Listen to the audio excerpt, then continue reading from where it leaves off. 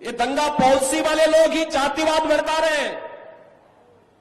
ये दंगा करवाने वाले और कर्फ्यू करान लगाने वाले लोग आज जातीयता का विस्मरण करने का प्रयास कर रहे हैं।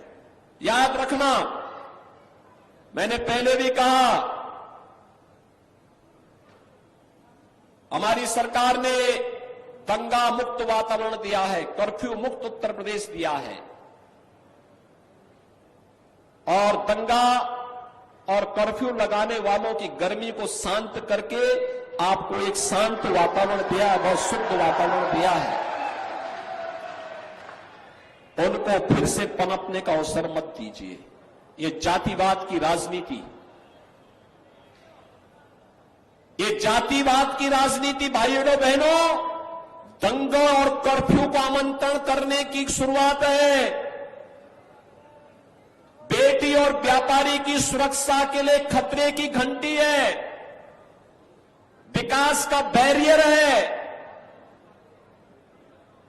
यहां के विकास को बाधित करने की साजिश का हिस्सा है। हम इससे ऊपर उठ करके कार्य करें। हमें सहारनपुर के अंदर, गंगो के अंदर, नकुल के अंदर किसी भी प्रकार के दंगाइयों को, किसी भी प्रकार के भ्रष्टाचारियों को, किसी भी प्रकार के उन अराजक तत्वों को जिनके कारण यहां की बेटी, यहां की माताएं, यहां की बहनें, यहां का व्यापारी, यहां का अन्नदाता किसान, यहां का नौजवान, उसके जीवन के साथ खिलवाड़ होता हो, उसको हम यहां फिर से पनपने नहीं देंगे, चाहे वह कोई भी हो। हमारा एक ही मिशन है, जो मोदी जी का मिशन है वही हमारा मिशन है। जो मोदी जी का विजन है, उसी राष्ट्रवाद के विजन के साथ, मिशन के साथ हम भी जुड़ करके नए भारत के निर्माण में हम भी कार्य करेंगे। और बहनों और भाइयों, हमें इस बात को ध्यान में रखना होगा, महाराणा प्रताप ने यही कहा था, महाराणा प्रताप ने यही कहा था। उन्होंने कहा था, मैं किसी भी धर्मी के सामने, किसी विदेशी आक्रांता के सामने मैं सिर नहीं झुका सकता। देश का स्वाभिमान होता है।